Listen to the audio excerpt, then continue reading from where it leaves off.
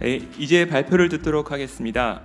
첫 번째로 은행연구실 권흥진 박사께서 은행 산업 및 금융혁신에 대해 발표하겠습니다. 참고로 나눠드린 QR코드를 통해 온라인 Q&A에 참석하실 수 있습니다. 많은 이용 부탁드립니다. 예, 안녕하세요. 방금 소개받은 은행연구실 권흥진입니다. 저는 오늘 은행 그리고 금융혁신연구실 박사님들과 함께 준비한 은행산업 및 금융혁신 동향과 전망에 대해서 발표드리겠습니다. 발표는 크게 은행산업의 동향 그리고 전망 그리고 난 다음에 주요 이슈 및 경영과제로 구분되어 있습니다. 올해 은행산업 동향을 일단은 크게 요약을 해드리면 시장금리 상승으로 인한 이자이익 증가로 인해서 이익은 크게 증가한 것처럼 보이는데 성장세 둔화와 자산 건전성 악화 등 다양한 리스크들이 가시화되는 한 해였던 것으로 판단됩니다. 성장세부터 보면 국내은행의 성장세는 2022년과 마찬가지로 둔화가 지속되었습니다. 올해 상반기를 살펴보면 대기업 대출 증가율이 20% 가까이 기록된 것을 제외를 하면 나머지 부문의 대출의 증가율들은 대체로 하락하는 추세를 보였고, 가계대출 같은 경우에는 신용대출이 여전히 큰 폭으로 감소했으며 주택담보대출 역시 증가율이 정체된 모습을 보였습니다. 국내 은행의 이자 이익은 작년 상반기 대비해서 순이자 마진이 크게 확대되면서, 그러니까 시장금리 상승으로 인해 순이자 마진이 확대되고 이자 수익 자산도 어느 정도 증가하면서 상당히 증가한 모습을 보였습니다. 다만 분기별로 보면 순이자 마진이 작년 4분기 때 이제 피크를 찍고 난 다음에 다소 하락하고 있는 모습을 보이고 있습니다. 국내은행의 비이자 이익은 전년 동기 대비 크게 증가했는데, 이는 비이자 이익 중에서 시장금리 흐름에 크게 영향을 받는 유가증권 관련된 이익이 1분기에 크게 증가했기 때문입니다. 외환 파생 관련된 이익도 일부 증가해서 이제 결과적으로 비이자 이익이 전년 동기 대비 크게 증가하였습니다. 국내은행의 대손 비용 같은 경우에는 올해 이제 일회성 환입을 제외하면 전년 동기 대비 사실상 상당히 증가하여서 이제 자산 건전성 악화 가능성이 가시화되고 있다는 점을 보여주고 있습니다. 올해 상반기에 국내은행 대손 비용을 금액만 보면 전년 동기와 같은 수준을 유지했는데, 하나오션과 같은 일회성 충당금 환입을 제외하면 상당히 증가한 수준을 보였습니다. 이를 종합해서 보면 국내은행의 당기순이익이 전년 동기 대비 크게 증가했고, 이는 이자이익과 비이자이익의 구성 항목이 골고루 증가하고, 그와 동시에 그 자산 건전성 측면에서 대손 비용에서 일회성 환입도 있어서 전반적으로 이렇게 크게 증가하였습니다. 그리고 수익성 지표도 이에 따라 상승하고, 그리고 BIS 자기자본 비율 등 자본 적정성도 상당히 개선된 모습을 보였습니다. LCR 같은 경우 유동성 같은 경우에는 참고해 주시기 바랍니다. 이제 2024년 은행산업 전망에 대해서 간략하게 말씀드리도록 하겠습니다. 2024년에도 국내은행의 성장세 둔화는 지속될 것으로 전망하고 있습니다. 거시적으로 살펴보면 GDP 대비 민간 신용 비중이 이미 상당히 높은 수준이고, 이는 우리나라 과거 데이터뿐만이 아니라 해외 주요국 대비해서도 상당히 높은 수준이기 때문에 경제 주체들이 부채를 추가적으로 부담할 능력이 제한적일 가능성이 있습니다. 대출 수요 측면에서 보더라도 2024년에 저희 연구원 같은 경우에는 시장금리가 소폭 하락한다고 전망을 하고 있지만, 시장금리가 소폭 하락한다고 하더라도 대출이 크게 성장했던 2019년이나 2021년 대비해서는 절대적인 수준 자체가 높은 수준이기 때문에 회사채를 대체하고자 하는 중신형 대기업을 제외한 차주의 대출 수요는 높지 않을 전망입니다. 대출 공급 측면에서도 은행 입장에서도 신용 위험 상승이 이제 체감되는 가운데 리스크 관리 기조가 강화된다면 대출 공급이 축소되어서 국내은행의 성장세 둔화가 지속될 전망입니다. 국내은행 순이자 마진 같은 경우에는 이제 내년에 시장 금리가 다소 하락하면서 축소될 것으로 전망하고 있습니다. 2013년 이후에 대한 실증 분석을 해보면 시장 금리가 1%포인트 하락하면 1년 후까지의 순이자 마진을 약 0.25%포인트에서 0.3%포인트 정도 축소시키는 것으로 점진적으로 축소시키는 것으로 나타났습니다. 이는 2024년 중에 시장금리가 다소 하락한다면 순이자 마진도 이를 반영을 해서 점진적으로 축소될 것이라는 것을 의미합니다. 물론 순이자 마진에는 다양한 정성적인 상방 하방 요인도 있고, 어제 이제 거시 관련된 세션에서 말씀드렸다시피 시장 금리에 대한 전망 역시 굉장히 불확실한 측면이 많기 때문에 순이자 마진에 대한 전망도 상당히 불확실하다고 말씀드릴 수 있겠습니다. 상방 요인으로는 이제 2022년 말에 이례적으로 높은 금리로 조달되었던 예금들이 차환되는 것들이 있을 수 있겠지만, 하방 요인으로는 온라인 예금 중개업 확대나 아니면 대환대출 플랫폼 확대 등도 있기 때문에 순이자 마진은 이제 그 시장 금리를 반영하여 전망을 하였습니다. 그래서 이자 수익 자산 증가와 순이자 마진 축소를 고려하여 국내은행의 2024년 이자 이익은 올해와 유사한 수준으로 기록할 것으로 전망하였습니다. 국내은행의 대손 비용은 올해 대비 증가할 전망입니다. 국내은행 2024년 대손 충당금 순전입액은 10조 원으로 올해 7.8조 원 전망한 것 대비 2.2조 원 증가할 것으로 전망하고 있는데요. 이는 일회성 환입을 제외하고 나면 사실은 그렇게 굉장히 큰 증가 폭은 아니라고 판단됩니다. 2023년 상반기에도 대손 충당금 환입을 제외하면 이제 2022년 대비해서 상당히 증가하는 추세를 보였는데, 연체율이 2023년 상반기부터 이미 상승 중이고, 특히 주목해야 될 거는 신규로 연체되고 있는 대출의 비중이 상당히 상승하고 있다는 점입니다. 대손 충당금을 이제 계산을 할 때 대출 자산을 이제 신용 위험이 크게 상승했는지 그리고 완전히 손상되었는지를 이제 기준으로 산정을 하게 되는데, 신규로 연체되고 있다는 대출 비중이 상승하다는 점은 결국에는 이것들이 최종적으로 손상될 확률도 높아진다라는 점을 함의하기 때문에 이러한 것들이 시간을 두고 내년에 대손 비용을 증가시키는 요인이 될 가능성이 큽니다. 코로나19 시기에 급증한 대출 역시 건전성이 낮을 것으로 예상됐고, 대출 기간도 경과하면서 자연스럽게 이제 부실이 증가하는 측면도 있고, 만기 연장이나 이자율의 신청이 종료되고 부도시 손실률도 상향될 가능성 등 제도적인 요인들도 대손 비용의 부정적인 요인으로 작동할 것으로 예상됩니다. 이를 종합해 보면 2024년에 국내은행 당기순이익은 올해 대비 소폭 감소할 전망입니다. 물론 현재 자본 적정성 수준을 고려할 때 대손 비용 증가와 단기 순이익 감소가 금융 안정을 우려할 정도는 아니지만, 코로나19 이전부터 지속된 신용 확장이 성장성, 그러니까 장기적인 지속 가능한 성장과 자산 건전성에 미치는 중장기적인 영향을 고려해서 경영 전략과 자본 정책을 수립할 필요가 있다고 판단됩니다. 그럼 이제 그 올해와 내년도 은행 산업의 경영에 있어서 주요 이슈와 경영 과제에 대해서 말씀드리도록 하겠습니다. 올해의 주요 이슈를 살펴보면 가장 큰 화두는 은행 산업 내외로부터의 경쟁 압력이 상당히 심화하는 가운데 일부 리스크가 가시화되고 있고, 그리고 그 은행 산업의 성장도 상당히 둔화되고 있다라고 하는 점이 주요 이슈라고 판단됩니다. 규제적인 요인을 구체적으로 좀 살펴보면, 규제적인 요인에서 올해 상반기 이어진 은행권 경영 영업 관행 제도 개선 TF와 금융혁신 정책의 지속 추진에 따른 온라인 플랫폼의 확대는 은행 그리고 은행과 비은행 간 온라인 플랫폼을 통한 경쟁을 다각도로 심화하고 있고, 거시적인 요인을 살펴보면 고금리 지속으로 인해서 은행과 비은행 간의 자금 조달 경쟁이 심화하고 있고, 고금리 조달 그 지속은 이를 통해서 자금 조달 변동성을 확대하는 역할을 하고 있습니다. 이외에도 올해 지속된 경기 둔화는 자산 건전성 악화에 기여하고 있고, 지속된 부채 누중으로 인해서 지속 성장에 대한 위협 요인들이 이제 대두하는 가운데 은행의 비금융 업무 확대나 아니면 인베디드 금융 등 다양한 기회 요인 또한 상존하는 한 해 그리고 내년이 될 것으로 판단됩니다.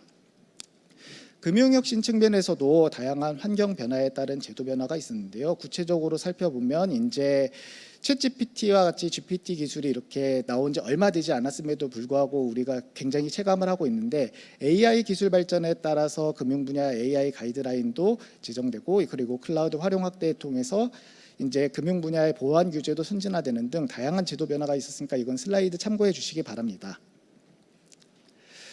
이제 첫 번째 이슈로 경쟁 심화부터 살펴보면, 은행권 경영 영업 관행 제도 개선 TF가 경쟁 촉진, 건전성 규제 강화, 은행 업무 다각화, 그리고 해외 진출 활성화 등 다양한 분야의 이제 개선 방안을 이제 도출하고 있는데, 경쟁 촉진 측면에서 보면 이제 은행 간 경쟁과 은행과 비은행 간 경쟁을 이제 전통적인 경쟁 구도뿐만이 아니라 디지털 채널을 통한 경쟁 구도를 변화시키는 측면에서도 상당히 크게 경쟁을 촉진시키고 있는 측면이 있는 것 같습니다. 특히 이 중에서는 디지털 채널 관련된 경쟁 구도 강화를 이제 주목할 필요가 있는데요. 대환대출 인프라가 이미 구축되어서 신용대출 같은 경우에는 시행되었고 앞으로 이게 확대가 된다면 더욱더 은행 간 아니면 은행과 비은행 간 경쟁을 강화할 것으로 판단됩니다. 온라인 예금 중개 서비스 또한 은행의 핵심 경쟁력인 핵심 예금에 대한 경쟁력을 이제 경쟁을 심화시킬 수 있는 요인으로 판단됩니다. 특히 올해는 온라인 플랫폼을 통한 경쟁 심화가 두드러졌던 한 해였는데요. 대환대출 플랫폼이 도입되고 온라인 예금 상품 중개 서비스도 확대됨에 따라서 금리 수수료 등 금융상품 조건 비교가 용이해짐에 따라서 은행들은 플랫폼과의 제휴 협력을 강화하고 그리고 금리 경쟁 심화 가능성에 대해서 대비를 해야 되는 그런 이슈가 대두하고 있습니다. 자금 조달, 그다음 이슈는 이제 자금 조달 변동성 확대입니다.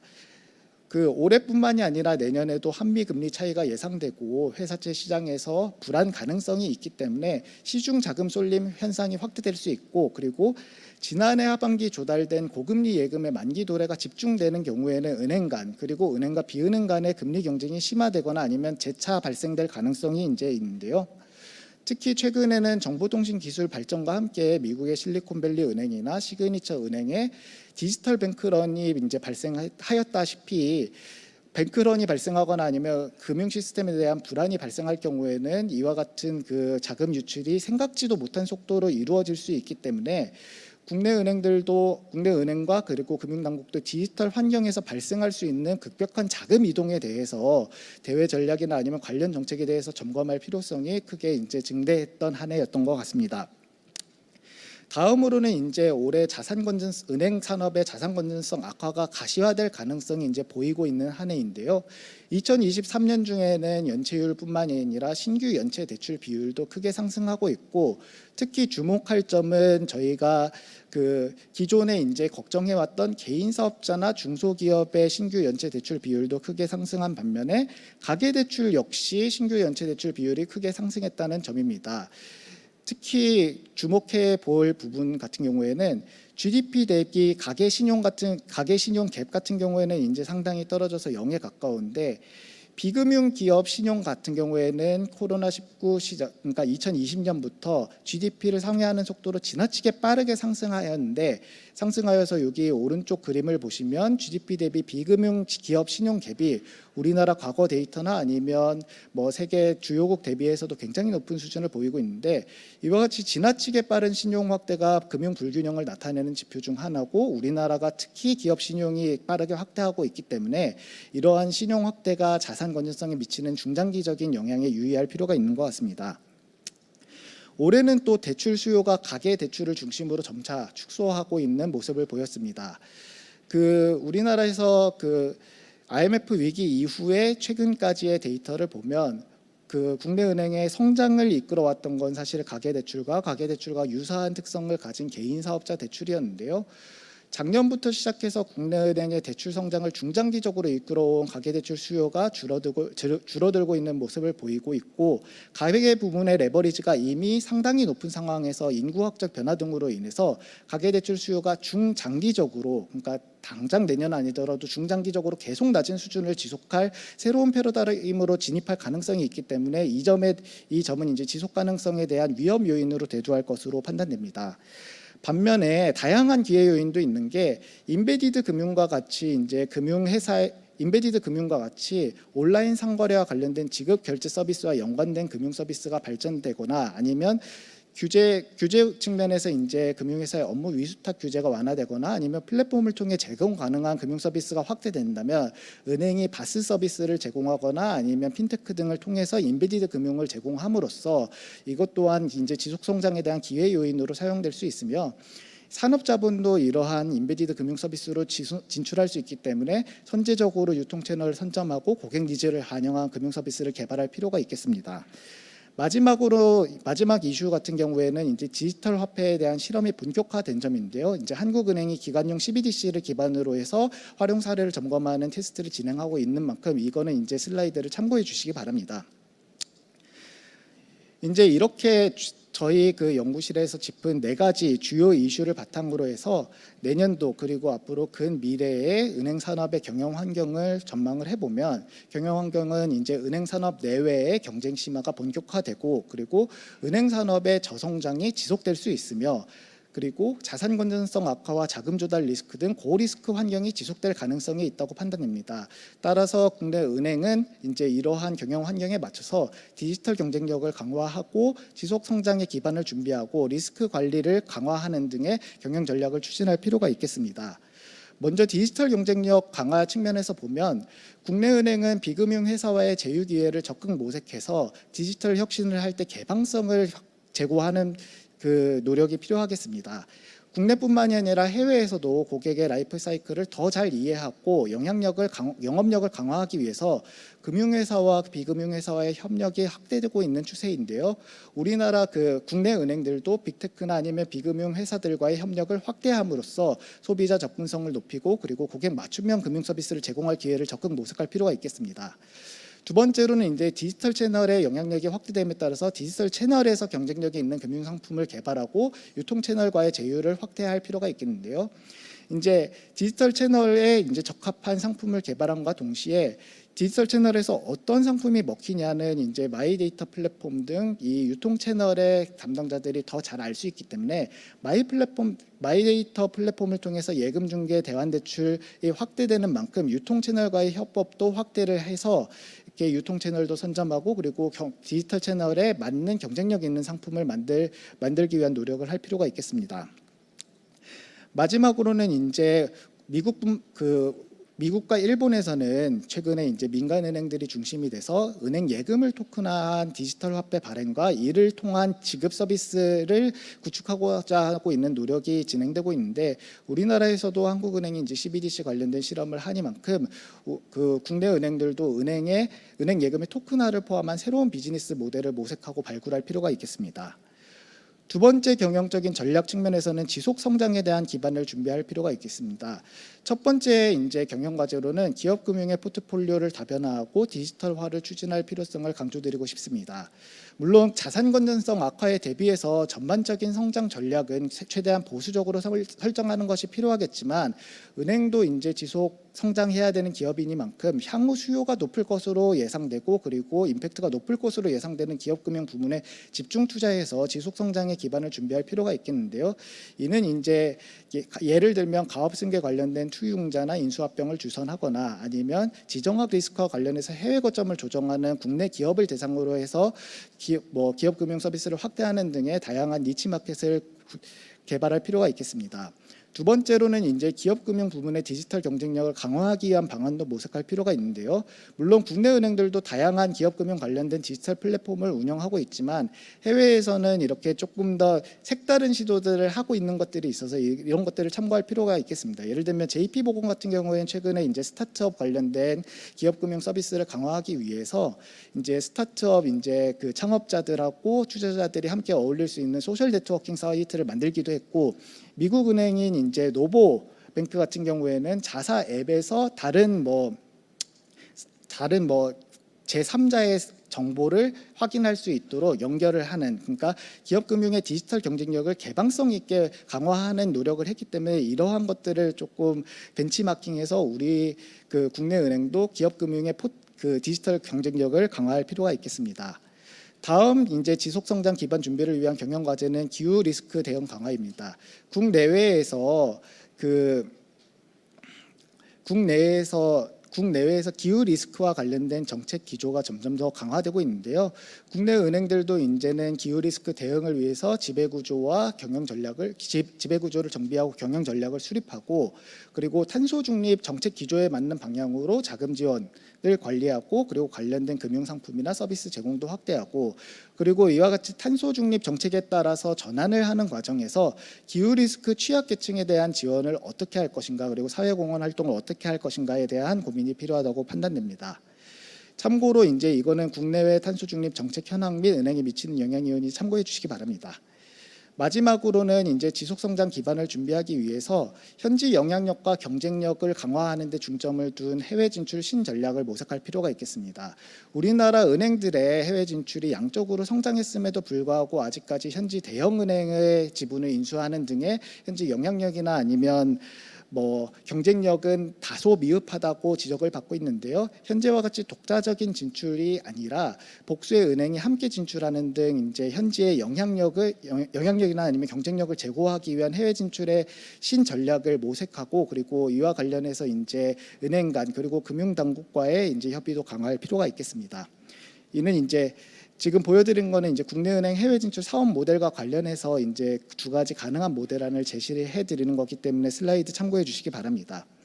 마지막으로는 이제 이와 같이 디지털 경쟁력을 강화하고 지속 가능한 성장 기반을 마련하는 데 있어서 리스크 관리도 강화할 필요가 있겠습니다.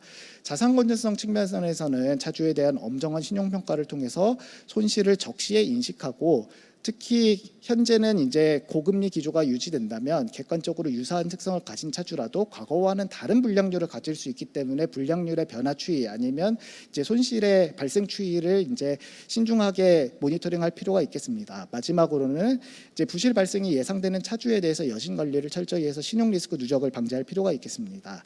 마지막으로 자금 조달 리스크 관련해서는 코로나19 이전에 비해서 이제 내년에도 상대적으로 높은 금리 수준이 유지될 것으로 예상됐기 때문에 핵심 예금에 대한 관리를 철저히 하고 이에 대한 경쟁력을 어떻게 강화할 것인가에 대한 고민을 할 필요가 있겠고, 그리고 작년에 이제 고금리로 이제 유치한 예금이 이제 한꺼번에 이제 차환하는 게 한꺼번에 몰리지 않도록 자금 조달에도 어느 정도 타이밍을 조절을 하고, 그리고 자금 시장에 대한 모니터링도 지속할 필요가 있겠습니다.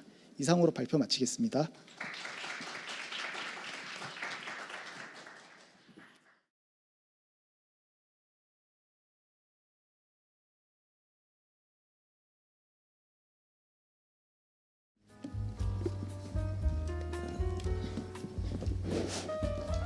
안녕하세요. 이번에 은행 세션과 금융혁신 섹션을 사회를 맡게 된 금융연구원의 이명석입니다. 조금 전에 이제 권흥진 박사가 내년에 국내 은행 산업이 직면하는 주요 과제와 금융업권 내 금융혁신 환경 및 제도 변화에 대한 발표가 있었습니다. 발표와 관련해서 이제 오늘 토론회는 총 6분이 참석해 주셨습니다. 이제 가나다 순서로 이제 소개해 드리겠습니다. 그 환영의 박수는 마지막 소개 시 한 번에 같이 주시면 감사하겠습니다. 먼저 제 오른쪽으로 강영수 금융위원회 은행과장이십니다. 다음으로 박미라 보스턴 컨설팅 파트너이십니다. 오늘 이성남 금융위원회 금융혁신과장께서 참석하시기로 예정됐지만 내부 일정상 김선욱 사무관께서 대참해 주셨습니다. 그리고 정우현 금융감독원 은행감독국장님이십니다. 그리고 정중호 하나금융경영연구소 소장님이십니다. 마지막으로 한동환 KB금융지주 경영연구소 소장님이십니다. 큰 박수 부탁드립니다. 저희 세션에 주어진 토론 시간을 이제 감안해 볼 때 각 토론자께서 7분 내의 시간 범위 내에서 자유롭게 말씀해 주시면 될 것 같습니다. 발언 순서는 금융당국자께서는 나중에 마무리해 주시면 좋을 것 같고요. 그래서 가나다 순서로 볼 때 박미라 보스턴 컨설팅 파트너께서 먼저 말씀해 주시면 감사하겠습니다. 네, 안녕하십니까. BCG 박미라라고 합니다. 이렇게 귀한 자리에서 발언 기회 주셔서 대단히 감사합니다. 우리나라 은행이 몇 년간 꽤 괜찮았습니다. 그리고 이제 몇 가지 좀 대외적인 변수들이 좀 예상이 되긴 합니다만 워낙에 단기 준비가 잘 되어 있으시고 또 회복력이 좋으시기 때문에 2024년에도 견조하시리라 봅니다. 오늘 제가 좀 말씀드리고 싶은 부분은 이제 조금 더 스텝백을 해서 10년 후 이제 은행의 트렌드에 비추어 봤을 때 우리나라의 은행의 준비도가 얼만큼 되느냐, 그리고 좀 시계를 돌려서 다시 3년으로 바라봤을 때 2024년에는 어떤 것들이 좀 핵심 트렌드가 되겠느냐 중심으로 좀 말씀을 드려보려고 합니다. BCG에서는 이제 미래 은행에 가장 큰 영향을 미칠 그 트렌드로 9가지 정도를 꼽고 있습니다. 그런데 이제 이 9가지 트렌드에 대해서 이제 한국 금융업, 특히 은행업의 좀 성적표를 보면 3가지는 우수하다, 3가지는 이제 평균 수준이다, 그리고 3가지 좀 부족했다라고 좀 평가가 됩니다. 먼저 좀 우수했던 것들부터 살펴보면 첫 번째는 이제 에코시스템, 이제 오픈 뱅킹에 관련된 부분인데요. 사실 우리나라가 2019년에 오픈 뱅킹 출범을 했기 때문에 저희가 이제 선두는 아니에요. 시작 시점으로 보면. 다만 이제 활성화 수준, 그 가입률 그리고 더 나아가서 이제 대환대출까지 이제 커버리지가 확대되는 트렌드를 보면 꽤 훌륭하게 잘 해내고 있다라고 평가가 되고요. 그리고 두 번째로는 이제 디지털 챌린저 뱅크에 관련된 사항인데 우리나라에 지금 인전은행이 3개가 있습니다. 근데 이 3사 모두 이제 자기만의 색깔을 갖고 플레이를 하는 것들이 글로벌에서도 굉장히 주목할 만한 사례로 보이고 있습니다. 물론 이러한 그 인전은행들이 최초에 출범했던 이제 중저신용자에 대한 공급을 충분히 했냐라는 관점에서는 아쉬움이 조금 있습니다만 그래도 은행업의 관점을 은행 중심에서 고객 중심으로 바꾸었다라는 데 굉장히 큰 의의가 있다라고 보고 있고요. 세 번째 좀 저희가 좋은 평가를 받을 수 있는 부분은 규제에 관련된 부분이라고 봅니다. 사실 규제라는 거는 이제 혁신과 안정의 밸런스가 필요한 부분인데 여전히 해외 대비로는 조금 엄격하다라는 평가가 좀 있긴 합니다만 최근에 있었던 이제 실리콘밸리뱅크의 뱅크런 사태 그리고 이런 것들이 미국을 넘어서 권역으로 확대되는 특히 유럽까지 확대되는 이런 트렌드를 봤을 때 우리나라의 은행들이 비교적 이제 규제 측면에서 잘 정비가 되어 있었기 때문에 그 저력을 보여줬다라고 평가할 수 있겠습니다. 반면 부족했던 거 3가지는 이제 첫 번째로는 인베디드 금융을 좀 꼽을 수가 있는데요. 사실 이제 인베디드 금융, 바스라는 용어들이 몇 년 전부터 굉장히 버즈워드로 떠돌았습니다. 그렇지만 아직까지 우리나라에서는 이 생태계가 있다라고 볼 수는 없고요. 해외 같은 경우에는 이제 페이먼트를 시작으로 해서 디파짓, 그다음에 여신까지 굉장히 이제 다양한 상품으로 확대되는 트렌드들을 보이고 있기 때문에 이런 것들 우리나라 빨리 캐치업할 필요 있다 이렇게 보고 있습니다. 두 번째 부족했던 점은 자산 관리 측면인데요. 사실 이제 론이 좀 디레버리징이 되면서 자산 관리가 굉장히 중요한 트렌드로 좀 부상을 하고 있습니다. 다만 우리나라 은행을 좀 국한에서 살펴보면 사실 은행이 웰스 매니저라기보다는 상품을 판매하는 판매자 또는 자산의 보관자 역할을 좀 그쳤다는 것이 좀 아쉬운 측면이고요. 세 번째로는 이제 코어 뱅킹 혁신이 지금 글로벌 대형 은행들도 열심히 일어나고 있는데 이 부분은 우리나라 은행들이 아직 좀 보수적으로 접근하고 있다 이렇게 평가하고 있습니다. 그리고 이제 파로 평가되는 3가지는 생성형 AI, 기후 변화 그리고 이제 규제 디파이에 대한 부분인데요. 이 부분은 사실 뭐 레디네스로 따져보면 우리나라가 좀 많이 레디가 되어 있다고 볼 수는 없습니다만 아직까지는 글로벌에서도 그 속도를 좀 가늠하는 중이다. 그래서 아직까지는 뭐 치고 나가는 플레이어가 될 필요는 없다는 측면에서 중간은 하고 있다. 이렇게 좀 평가를 하고 있습니다. 이제 이런 9가지 트렌드들을 조금 다시 돌려봤을 때 그럼 2024년에는 가장 핵심적인 트렌드가 무엇이 될 거냐 한 6가지로 좀 간단하게 좀 말씀을 드려보고자 합니다. 첫 번째는 이제 오픈 뱅킹에서 한 발 더 진화한 오픈 파이낸스가 은행의 순위를 바꿀 수 있다라는 부분인데요. 올해 대환대출 플랫폼이 오픈을 했습니다. 그리고 그 파급력이 뭐 약간의 이제 의견의 차이는 있겠습니다만 앞으로 더 커질 거다라고 보고 있습니다. 이렇게 되면 지금까지는 너무나도 견고했던 은행의 순위라는 것이 이제 대환대출 플랫폼 또는 이제 예금도 이런 것들이 나올 거기 때문에 바뀔 수 있다라고 보고 있고요. 두 번째는 이제 인베디드 금융에 관한 사항인데 아직까지는 우리나라 미진하다라고 말씀드렸습니다만 최근에 이제 혁신금융 서비스로 지정이 되면서 드디어 인베디드 금융의 한 형태가 우리나라에서 이제 현실이 될 예정입니다. 이게 좀 더 잘 활성화가 되면 당장의 2024년은 아니겠으나 가까운 미래에 은행의 지점에서 개설되는 계좌수 또 은행의 뱅킹 앱에서 개설되는 계좌수 그리고 플랫폼에서 개설되는 계좌수를 비교해 봤을 때 저는 3번째가 가장 크게 될 확률도 굉장히 높다라고 보고 있습니다. 세 번째는 새로운 은행의 탄생입니다. 그 은행권 경쟁 촉진 TF의 결과로 이제 새로운 인전은행에 대한 이야기들 그리고 지방은행의 시중은행으로의 전환에 대한 이야기들이 오가고 있는데 이러한 것들이 은행의 생태계를 훨씬 더 다이나믹스를 재밌게 만들 것이다라고 보고 있습니다. 특히나 뭐 기존 은행과 유사한 형태의 은행도 물론 의미가 있겠으나 그것보다도 이제 뭐 소호에 특화된 은행이라든지 SME에 특화된 은행이라든지 혹은 이제 뱅킹 솔루션 형태로 이제 인프라를 제공한 형태의 새로운 형태들의 은행들이 나타나게 되면 이 다이나믹스를 흔들 수 있는 그런 모습들이 좀 나타날 걸로 보입니다. 네 번째는 대안신용평가 모델 좀 말씀드리고 싶습니다. 사실 대한신용평가 모델이라는 것이 새로운 이야기가 아니고 몇 년 전부터 계속해서 은행들이 시도를 해오시던 것입니다. 다만 이것들이 아직까지 세상에 제대로 파급력 있게 나오지 못한 이유는 이 모델들을 테스트하고 검증하는 데 꽤 오랜 시간이 걸리기 때문인데요. 최근에 저희 고객사 그다음에 뭐 핀테크 회사들의 좀 이야기를 듣다 보면 드디어 이제 이 ACSS 모델이라는 것들이 기존의 이제 CSS 모델들을 좀 뛰어넘는 그런 성과들이 보이고 있다라는 얘기를 듣고 있고요.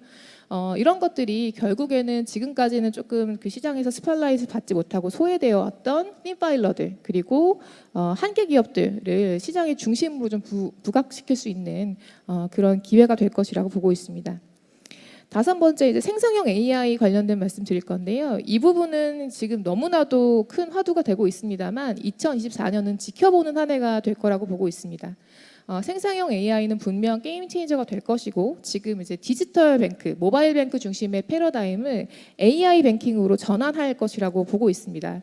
다만 이것이 정말 현실화가 되기 위해서는 이 Responsible AI라는 체계가 정립이 되어야 합니다. AI라는 것들이 정말 적절하게 활용되고 있는지를 검증할 수 있는 여러 방어막들이 필요하기 때문에 이런 체계들을 먼저 점검하는 한 해가 될 것이기 때문에 이것들의 도입 속도는 생각보다 조금 느릴 수 있다라는 점 말씀드리고요.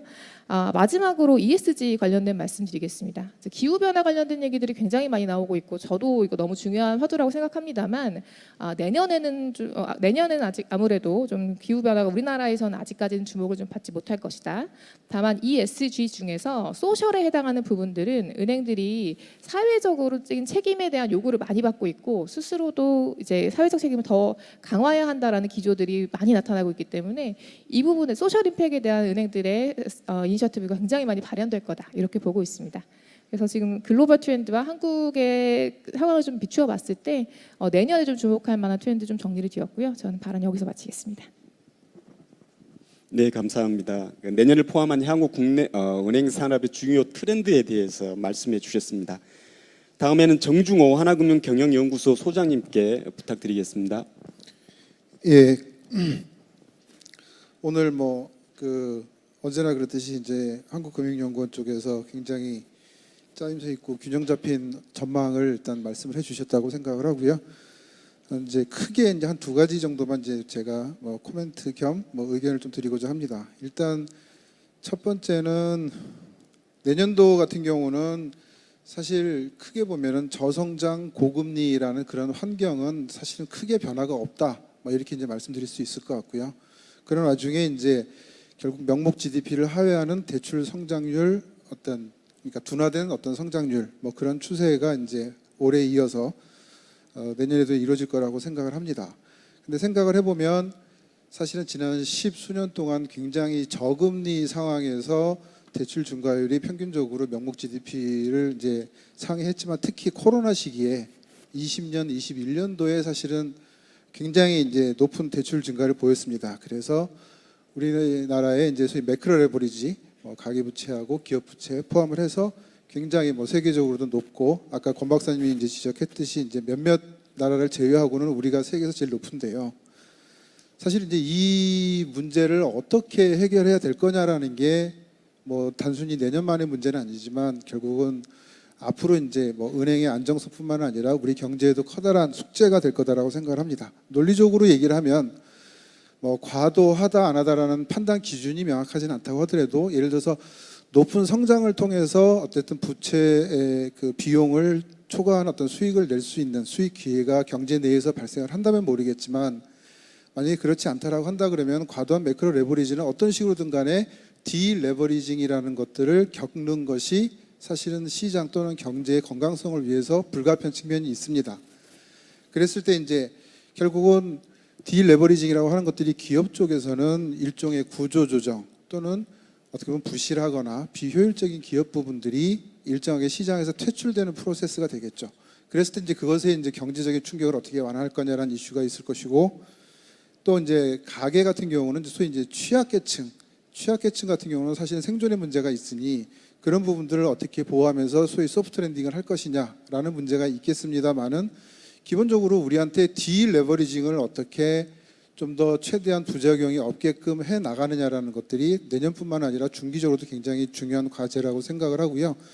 그게 이제 은행 쪽에서 보면 사실은 은행의 손실 흡수 능력이라고 하는 것들을 여하히 확충할 것이냐라는 것들이 이제 관건이 될 거라고 생각을 합니다. 물론 정책 당국에서도 굉장히 다양한 방법들로 이런 부분들에 이제 애를 쓰고 계시지만 사실 그 13년도에서 19년도까지의 기업하고 가계 연체율 그 비율하고 그다음에 20년에서 현재까지의 그 연체율 비율을 보면 반토막입니다.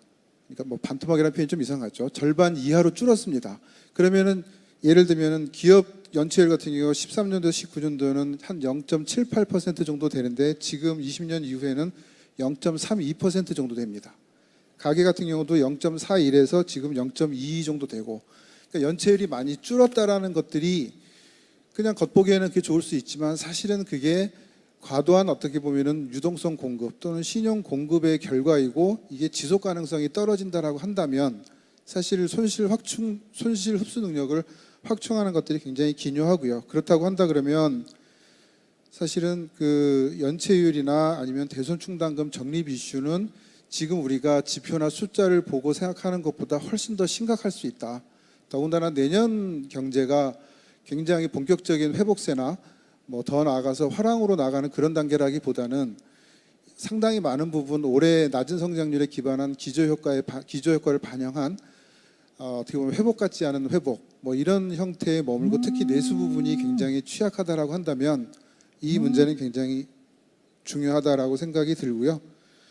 그다음에 두 번째는 이제 온라인 플랫폼을 통한 금융 상품의 중개 확대라고 하는 것들. 뭐 재판 분리라는 이름으로 여러 가지로 얘기할 수 있겠습니다만은 두 가지 측면에서 일단 얘기를 할 수 있을 것 같습니다. 하나는 결국은 어떤 금융회사 간의 금리 경쟁이 이제 촉발이 되고 촉진이 되는 것인데요. 특히 이제 그 아까 권 박사님께서 얘기하셨지만 핵심 저금리 이 소위 결제성 계좌들이죠. 이것들의 어떤 유치를 위한 경쟁이 굉장히 촉발이 된다. 또는 그것의 이동성이 이제 굉장히 심화될 거다라는 어떤 그런 이슈가 있는 것이죠.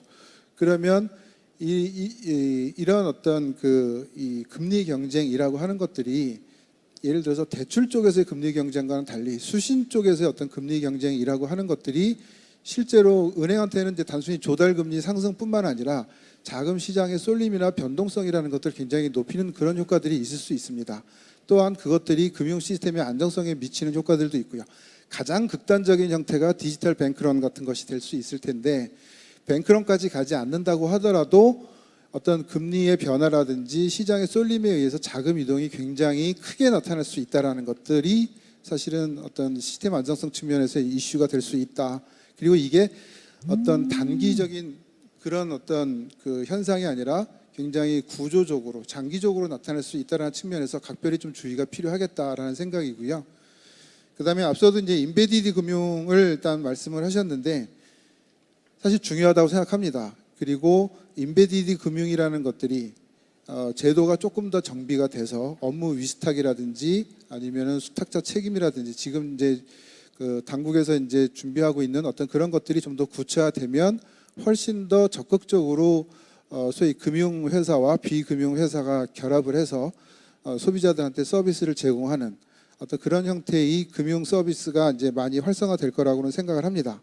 그렇게 됐을 때 이제 결국은 이런 그 제휴 기반형 어떻게 보면은 경쟁 뭐 이런 것들이 이제 훨씬 더 이제 활성화될 수 있을 거라고는 생각을 하는데 그런 부분들이 결과적으로 이런 고객들의 이제 편의성을 예를 들어서 높이는 쪽으로 할 것인지 아니면 경우에 따라서는 이게 각 계약 당사자들 간에는 굉장히 배타적인 어떤 계약 관계에 의해서 서비스를 제공하는 경우들이 있어서 경우에 따라서는 부분적으로 오히려 접근성을 떨어뜨릴 가능성들도 있습니다. 그래서 그런 부분들에 대해서는 좀 더 이런 그 제도적인 어떤 그런 고려들이 좀 필요하다라는 생각이 좀 들고요. 약간 덧붙여서 이제 마지막으로 하나만 더 말씀드리면 사실은 올해 이제 전세 대출하고 주담대의 대출까지도 대환대출 플랫폼이 이제 출범을 합니다. 근데 일단 그런 것들이 이제 기본적인 목표는 당연히 대출 상품들을 서로 비교하게 해서 소비자들이 좀 더 낮은 금리로 그 서비스를 이용하게끔 하자라는 게 정책 취지일 것이고요. 저도 뭐 여기에 동의를 하는 것이고 다만 이제 생각을 해야 될 거는 혹시라도 이런 것들이 본의 아니게 소위 이제 어떤 가계 부채 내지는 대출을 증가하는 채널로 사용될 수도 있지 않을까라는 라는 그런 어떤 우려들이 좀 있습니다. 그래서 그런 부분들은 조금 섬세하게 고민을 해야 된다. 왜냐하면 예를 들어서 새로 대환 대출할 때 그걸 만약에 신규 취급을 받게 되면 기존에 갚다가 남은 부분들만 처리되는 게 아니고 신규로 취급을 하게 되면 한도가 다시 늘어나는 측면이 있을 수 있고요. 그다음에 업권별로 예를 들어서 대출 규제 한도가 좀 다릅니다. 그렇기 때문에 경우에 따라서는 업권을 갈아타면서 대출 한도를 더 넓힐 수 있는 그런 소지가 좀 있기 때문에 그런 부분들 또한 역시 세심하게 조금 관리를 하는 것들이 필요하겠다. 뭐 이렇게 말씀드립니다. 마치겠습니다. 네, 감사합니다. 내년도 은행 산업이 직면하는 여건을 디레버리징 그리고 디지털화에서의 경쟁 심화로 간단히 요약을 해주시고 그 과정에서 발생할 수 있는 은행 산업에 대한 부정적 영향에 대해 유의할 필요가 있다고 말씀해 주셨습니다. 다음에는 한동안 KB금융지주 경영연구소 소장님이십니다.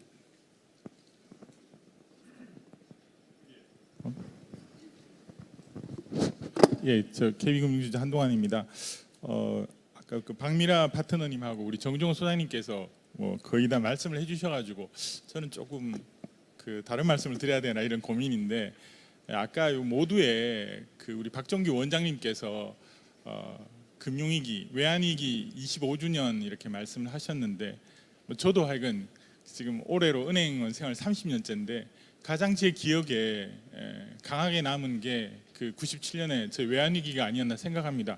그래서 저는 당연히 이제 은행원으로서 일하는 것이 급여를 받는 이 직업일 뿐만 아니라 한 나라의 경제를 굉장히 이렇게 잘 되게도 할 수 있고 흔들 수도 있는 그런 아주 중요한 자리구나 하는 거를 인식을 했던 그런 이제 기억에서 제 이제 이 은행원 생활을 계속 했는데요. 최근에 와서 뭐 여러 가지로 저희들이 지금 많은 비판을 받고 있습니다. 은행권이. 그래서 제가 오늘 이제 이 자리에서 아까 박미라 그 파트너님 말씀하고 정종호 소장님 말씀, 그다음에 아까 우리 박정규 원장님 말씀 들으면서 제가 잠깐 좀 코멘트하고 싶은 거는 은행의 가치가, 그러니까 은행의 밸류가 어디에 있을까 하는 거를 좀 더 우리가 고민을 해야 되겠다. 그래서 지금 시장에 나와 있는 밸류를 보면 지금 한국에 있는 은행들이 그 순자산 가치가 시장에서 얼마나 평가받느냐 PBR인데요. 지금 뭐 0.32배, 제가 들어오기 전에 보니까 저희 KB금융지주도 0.32배, 그다음에 카카오뱅크가 제일 높은데 거기가 아마 2배가 조금 안 되고요. 그다음에 제가 이게 최근 데이터는 아닌데 미국의 그 은행들의 PBR 보면 한 거의 1배 가까이 갑니다. 0.98 정도 가고요. 일본이 한 0.56, 57 이렇게 갑니다. 그래서 이게 장부가로는 100원짜리인데 은행이 실제로 시장에서는 지금 30원대로 평가를 받고 있거든요. 그래서 여러 가지 이유가 있겠지만 하여간 제가 은행에 몸담은 입장으로서는 이 은행이 시장에서 지금 실현되는 밸류도 굉장히 이거는 위기적인 거다. 이게 이렇게 은행이 저평가돼서 지속 가능하겠나 하는 고민을 하는 거죠. 그런 관점에서 제가 조금 말씀드리면 아까 인베디드 뱅킹 우리 저 정종호 소장님도 말씀해 주셨고 내년에 트렌드라고 이제 우리 그 박미라 그 파트너님도 말씀을 해 주셨는데 저도 비슷한 생각입니다. 비슷한 생각인데 금융 혁신 이런 이야기 굉장히 많이 들었고 은행들도 혁신하겠다 이런 이야기를 많이 했는데 이게 이제 막 그 너무 이렇게 귀에 익은 말이 돼버린 거죠. 이게 혁신이라는 게 되게 새롭지 않게. 그래서 제가 이제 한 가지 제 스스로의 고민인데요. 그냥 오늘 고민을 나누고 싶은 게 이 혁신이라는 게 구호에 안 거치고 나가는 방법이 뭘까? 이런 거를 이제 제가 좀 고민을 하고 있습니다. 그래서 아까 인베디드 뱅킹을 해야 되고 코어 뱅킹을 아까 이렇게 현대화하는 거 이런 걸 이제 아까 그 BCG에서 말씀을 해주셨는데 지금 아마 각 은행들이 똑같은 아젠다를 갖고 있을 겁니다. 그런데 이게 금융 소비자이신 고객님들한테 감동을 못 드리고 있거든요. 그래서 이쪽으로 좀 더 우리가 초점을 맞춰야 되겠다. 왜 우리가 그럴까 봤더니만 은행들이 지금 뭐 지급 결제도 해오고 있고 여러 가지 서비스를 해왔지만 인프라나 망을 제대로 하는 거는 다 다른 분들한테 이렇게 넘겨주고 저희들은 그걸 컨트롤하는 것만 가졌었거든요. 그거 가지고는 제대로 된 인베디드 뱅킹을 쉽게 할 수는 없는 거죠. 구호만 외치다가는 안 되는 거고.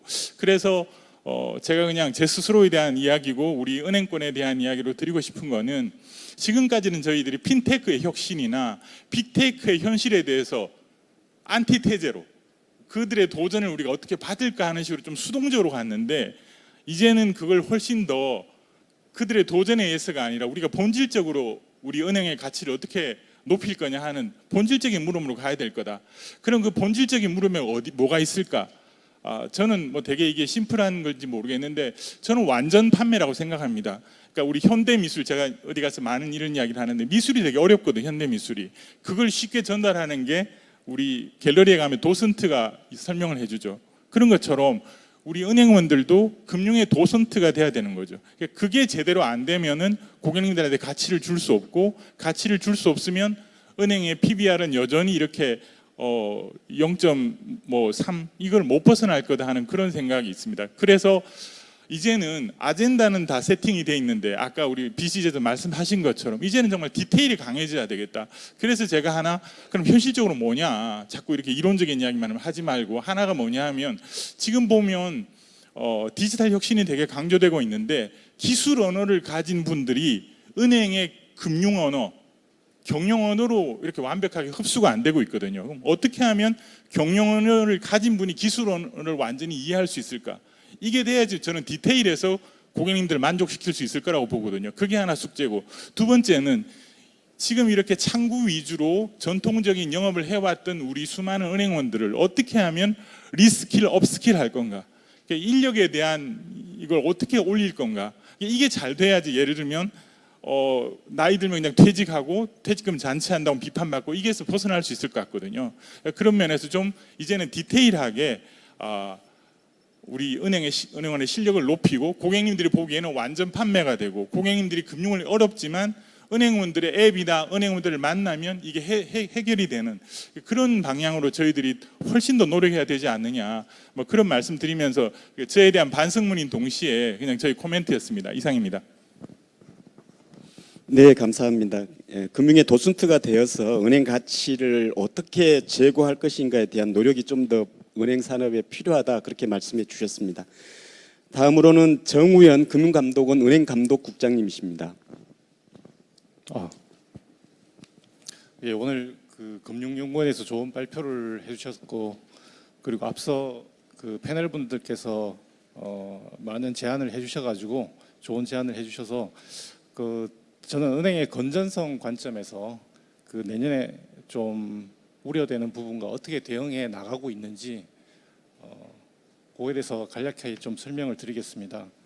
그 앞서 금융연구원 자료에도 보시면은 그 연체율이라든가 뭐 건전성 지표가 올해 상반기부터 이제 계속 나빠지고 있는데요.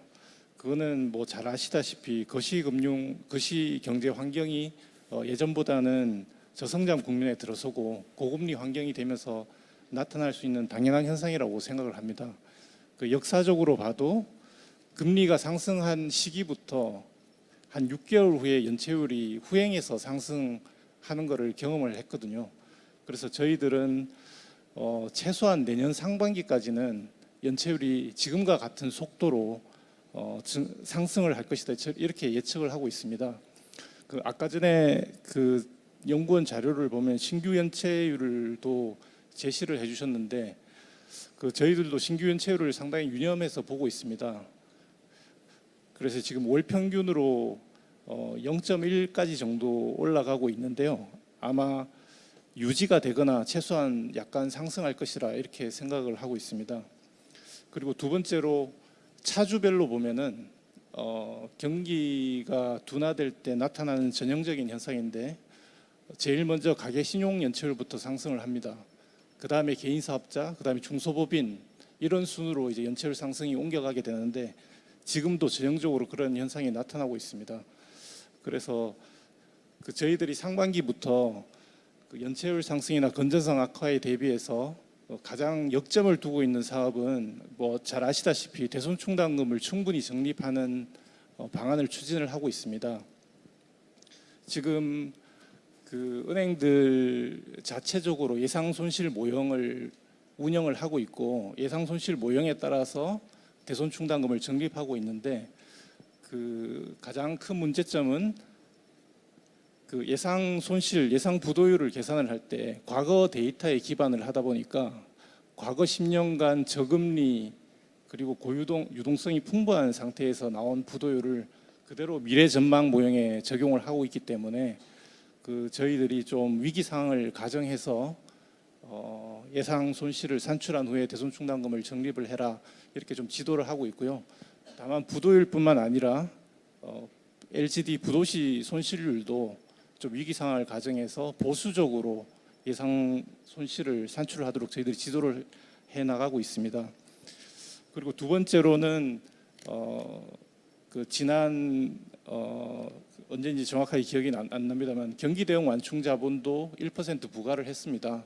그래서 내년 4월에 당장 1%를 부과를 해야 되고요.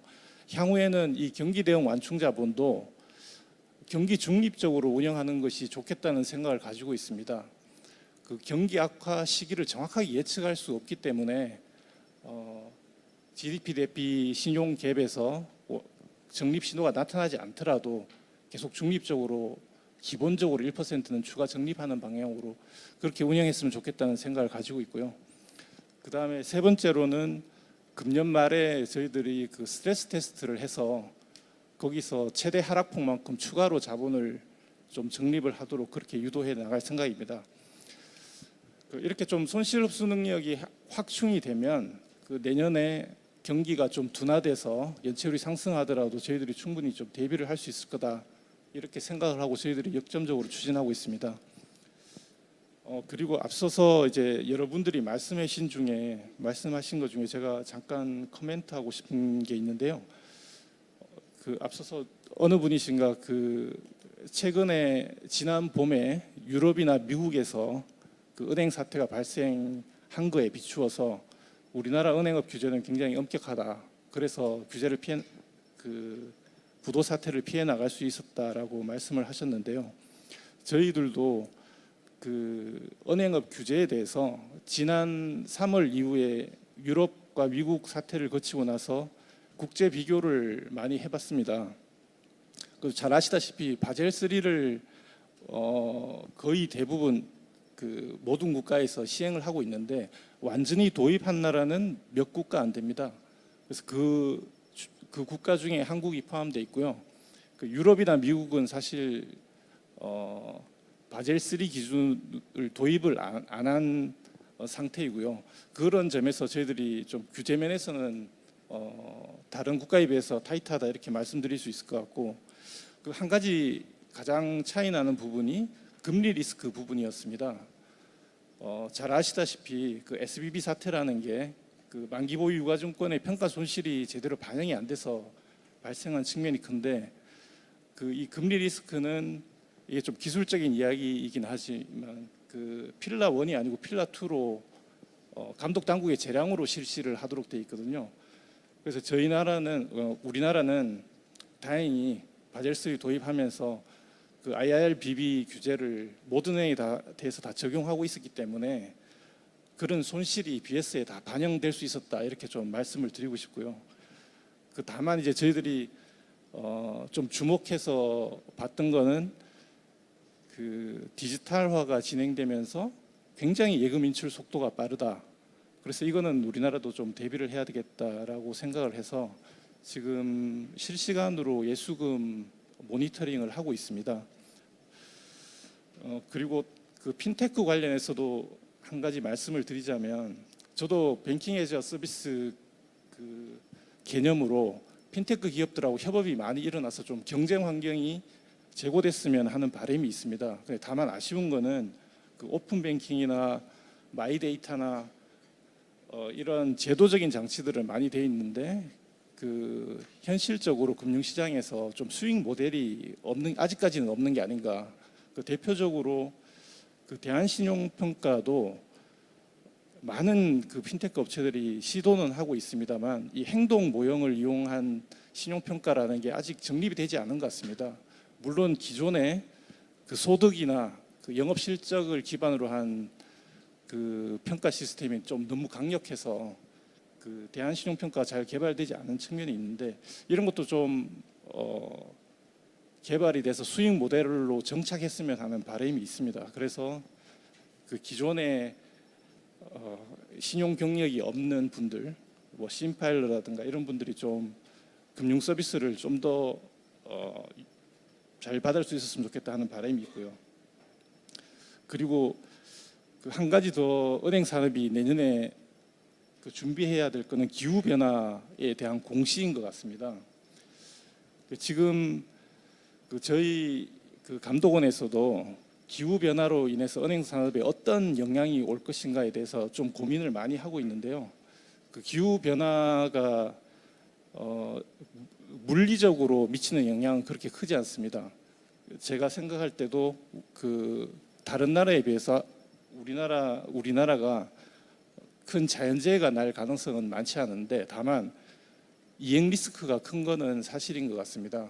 그래서 2050년까지 탄소 제로로 만들기 위해서는 은행 대출 포트폴리오 중에 탄소 산업을 줄여 나가야 되는데 그런 거는 아직까지 좀 먼 미래의 일로만 생각하는 그런 경향이 있어서 그게 좀 걱정스럽고요.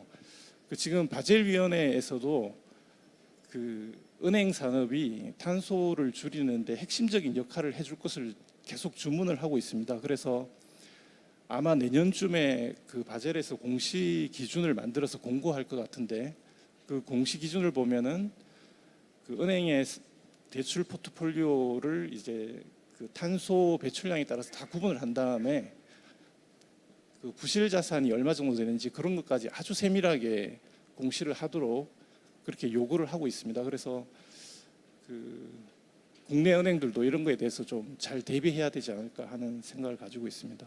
예, 이상 마치겠습니다. 네, 감사합니다. 은행 건전성 제고 관련한 그리고 기후변화 공시 관련한 말씀 주로 해주셨습니다. 두 분 토론자가 남으셨는데 저에게 주어진 시간이 10분이 남아서요. 한 5분씩만 죄송합니다만 사용해 주시면 감사하겠습니다. 다음에는 김선우 금융위원회 금융혁신과 사무관이십니다. 네, 금융위원회 금융혁신과 김성욱 사무관입니다. 먼저 이런 좋은 자리에서 발언할 수 있는 기회를 가지게 돼서 영광이라고 생각합니다. 저희 금융혁신 관련해서 조금 저희가 하고 있는 일들 그리고 저희가 느끼고 있는 부분들에 대해서 좀 간략하게 설명을 드리도록 하겠습니다. 앞서 이제 금감원 국장님께서도 말씀하셨듯이 저희가 그 오픈뱅킹이라든지 아니면 마이데이터 사업이라든지 이런 부분들을 제도적으로 빨리 도입은 했었는데 실질적으로 마이데이터를 가입을 했을 때 소비자가 느끼는 효용은 뭐냐, 그리고 오픈뱅킹을 했을 때 앞서 뭐 BCG에서도 말씀하셨듯이 다양한 상품이나 이런 것들로 효용이 증가되느냐, 이런 부분들에 대해서는 지금 의구심이 있는 게 사실입니다. 하지만 지금 그 계속 진행되고 있는 만큼 일종의 축적의 시간이라고 생각을 하고요. 그 기술과 정보 그리고 제도들이 점점 개발이 되면서 당초 우리가 생각했었던 뭐 내선의 격리라든지 이런 금융 소비자들이 효용을 느낄 수 있는 길로 갈 수 있다고 생각을 하고 있습니다. 그래서 지금 저희가 하고 있는 일은 새로운 기술이나 또는 금융 상품들이 잘 작동하고 전달될 수 있도록 규제나 이런 부분들을 합리화하는 부분들을 하고 있는데요. 예컨대 이제 그 망분리 같은 경우에도 샌드박스 제도나 이런 것들을 통해서 단계적으로 조금 더 유연하게 하려고 하는 작업들을 하고 있고, 또 획일적인 규제보다는 좀 더 그 차등적인 규제를 도입하려는 노력들을 하고 있습니다. 그리고 새로운 금융 상품들이 제대로 시장에 자리 잡을 수 있도록 샌드박스 제도라든지 아니면 뭐 지정 대리인 제도 또는 위탁 테스트 제도들을 통해서 시장에서 조금 그 실험할 수 있는 그런 기회들을 갖고 경험을 쌓아서 좀 더 좋은 서비스들이 제공될 수 있는 노력들을 하고 있습니다. 그래서 그런 실험들이 곧 성과를 맺을 수 있을 거라고 기대를 하고 있고요. 저희 쪽에서 또 주력으로 생각하는 것은 금융회사랑 핀테크 회사들의 협업이 좀 더 강화되어야지 실질적으로 좋은 상품들이 나오고 서비스들이 개발될 수 있다라고 생각을 하고 있습니다. 그래서 금융회사나 핀테크 회사들이 만날 수 있는 자리, 예컨대 찾아가는 샌드박스 제도라든지 아니면 뭐 투자 설명회라든지 이런 것들을 좀 적극적으로 할 예정이니까요. 금융회사분들께서도 좀 관심을 갖고 지속적으로 잘 관심을 가져주시고 참석해 주셨으면 열정을 가지고 참석해 주셨으면 감사하겠습니다. 시간이 많지 않은 관계로 이 정도 발언하고 마치도록 하겠습니다. 감사합니다. 네, 감사합니다. 마이데이터와 샌드박스 관련한 정책적 말씀 간단히 해주셨습니다. 마지막으로 강영수 금융위원회 은행과장이십니다. 오늘 여러 가지 어떻게 보면 저기 앞에서 뭐 중요한 부분들 다 말씀해 주신 것 같고요.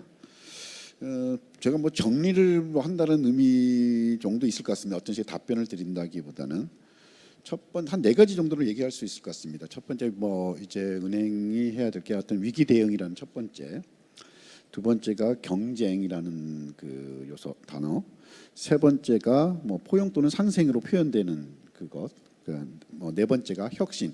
이 네 가지 분야가 한 뭐 제가 이제 은행과장에서 한 1년 동안 이제 한 일이었고 그런 부분이 지금 가장 이슈가 됐던 부분인 것 같습니다.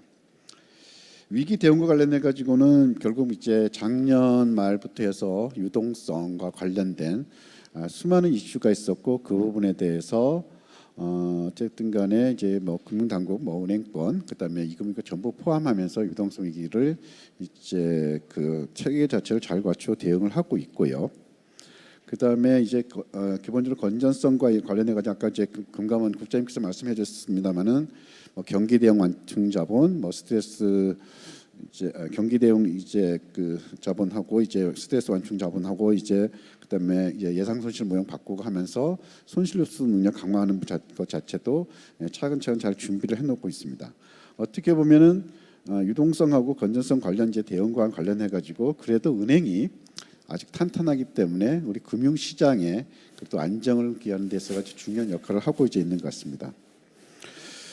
두 번째와 관련된 경쟁 이슈가 이제 올해 많이 이제 불거졌던 것 같고요. 경쟁에 관해서 우리가 막 은행 경쟁 TF 2월부터 7월까지 6월 말까지 운영하면서 이제 여러 가지 대안을 냈습니다. 앞에서 말씀하신 대로 뭐 대안대출 인프라든지 예금 중개 서비스라든지 뭐 금리 공시 확대, 어떻게 보면 시장을 통한 이제 경쟁 확대, 그리고 이제 신규 인가라든지 뭐 지방은행의 뭐 시중에 전환된 다양한 형태 새로운 플레이어의 육성, 그런 부분까지 이제 다양한 형태가 할 그런 정책 방향을 발표한 바가 있고요.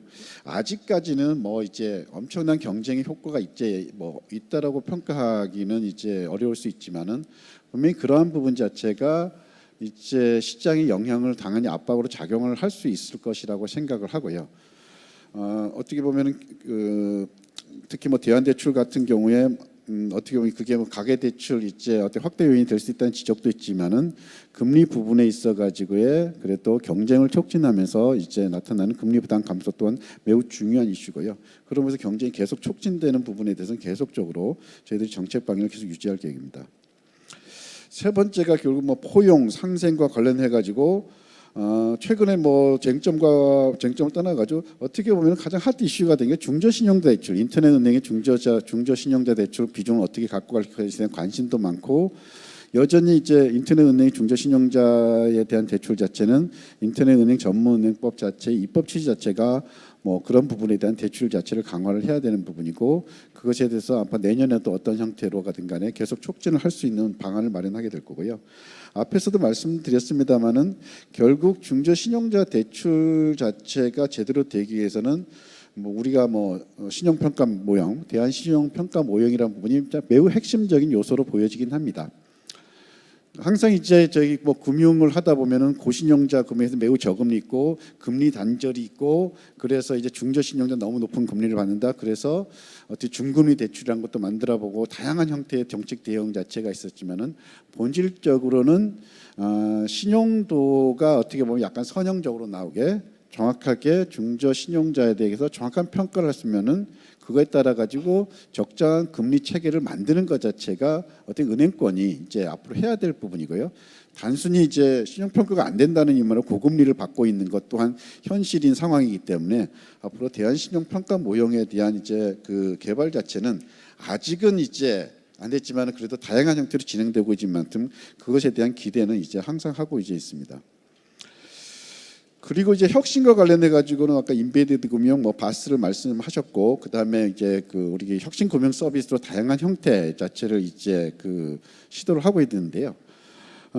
그런 부분에 대해서는 저희 은행과에서 웬만한 혁신금융 서비스 시도되고 있는 것 자체는 기본적으로 다 이제 시도하게끔 하는 것 자체가 저희 정책 방향입니다. 분명히 이 은행과 이제 플랫폼 업체, 그다음에 은행과 다양한 그 뭐 다른 기업들과의 뭐 협업을 통해 가지고 그 수많은 시도 자체가 있어야 되는 것이고요. 거기에서 어떻게 보면 어떤 경쟁력을 찾고 새로운 이제 모형을 찾는 것 자체는 혁신에 있어 가장 중요한 것이고요.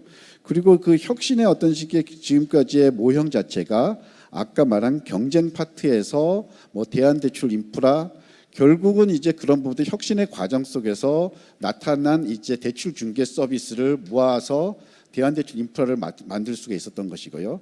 결국 그런 식의 혁신의 모습이 간단히 우리는 주담대 같은 경우에는 비대면으로 불가능할 것 같았다고 생각했던 그런 부분이 내년 1월부터는 대한대출 인프라에 주담대를 탑재를 하게끔 되었거든요. 그것도 어떻게 보면은 주담대에서는 생각해보지도 못했던 것 자체가 비대면에서 일어나는 것 자체가 혁신의 하나의 모습이라고 생각합니다. 결국 이런 혁신 과정이 아까 두 번째 말한 경쟁이라는 부분에 있어가지고 너무 중요한 요소로 작용을 하고 있고요. 그 다음에 또한 이 혁신한 분이 아까 포용이라고 세 번째 말씀드린 그 건에 있어가지고도 결국 포용의 이슈에는 가장 이제 은행이 시장 경제적인 측면에서 완벽한 모습을 갖추는 것 자체가 대한신용평가 모형이라고 봤을 때 그것 자체의 혁신에서 이루어지는 부분 자체가 매우 중요한 부분이라고 생각을 합니다. 그리고 이제 저는 이제 마지막으로 이제 그 많이 말씀드릴 수 있는 게 아까 박미라 이제 보스턴 컨설팅 그룹에서 말씀을 드린 게 여러 가지 자산 관리라든지 여러 가지 측면에서 은행의 역할에 대해서 필요하고 이제 말씀을 드리는데 그리고 이제 은행이 이제 완전 판매를 해야 된다 여러 가지 그런 식의 그 우리 저기 그 KB 연구소장님께서도 이제 말씀을 하셨는데요. 결국 은행이 이제 그 어떻게 무엇을 할 수 있는 것인가 할 수 있는 것인가 이런 것에 대한 결국 고민 은행이 해야 되거든요. 근데 보면은 그것에 대한 의문 자체가 항상 있는 것 자체가 현재 상황이 아닌가 생각을 합니다. 위기 대응에 대해서 그 수많은 일들이 있었지만은 스스로 잘 대응해 나가고 이제 있는가. 저희가 자본을 확충하고 손실 흡수 능력을 한다고 했을 때 대부분은 이제 결국은 시장보다는 자기 이제 해당 은행 해당 부서만을 생각을 하게 된다는 거죠. 그래서 반대 의견이 나오는 것이고요. 경쟁을 얘기할 때도 보면은 이제 보면 분명히 시장 경쟁 통해 가지고 본인들의 경쟁력을 어떻게 강화되는데 경쟁력 자체가 어떻게 보면 수익 저하 관점에서만 바라보는 것 또한 이제 은행들의 모습인 거고요. 포용 관점에서도 결국은 고신용자 대출이 편하죠. 편한 거고 중저신용자에 대해서는 이제 어려운 부분일 거고요. 결국은 그런 부분에 대해서도 어떻게 보면 은행이 무엇을 할 것인가에 대한 고민 자체가 필요한 것이고요. 혁신이라는 부분도 마찬가지입니다. 혁신이라는 부분에 대해서 과연 은행이 주도하고 있는가, 은행이 아닌 제3자인 플랫폼이라든지 그런 업체가 주도하고 이제 있는가에 대한 고민. 이런 부분 자체가 분명히 은행은 고민을 해야 되고 이런 부분에 대해서 어떻게 보면은 좀 더 주도적으로 나가야 어떻게 보면 은행 산업이 발전할 수 있지 않을까 생각합니다. 네, 감사합니다. 내년도 또 최근 국내 은행 산업의 주제를 위기 대응, 경쟁, 포용, 혁신 네 가지 이슈로 정리해 주셨습니다. 이제 플로우에서 이제 질문 주신 게 몇 개 있는데요. 이게 주로 이제 부실채권 관련한 질문을 주셨습니다만은 상당 부분이 토론자분들이 또 말씀하신 내용도 있고 주어진 시간이 또 다 되고 해서 따로 제가 토론자분들께 질문을 드리지는 않도록 하겠습니다. 오늘 저에게 주어진 시간이 다 됐고 그래서 이 토론에 참석해 주신 토론자분들께 감사드립니다. 시간이 되어서 은행 산업 및 금융혁신 관련 세션을 마치도록 하겠습니다. 감사합니다. 네, 1주제 발표 및 토론이 끝났습니다. 잠시 무대를 정리하는 시간을 가진 후 제2주제로 이어지겠습니다.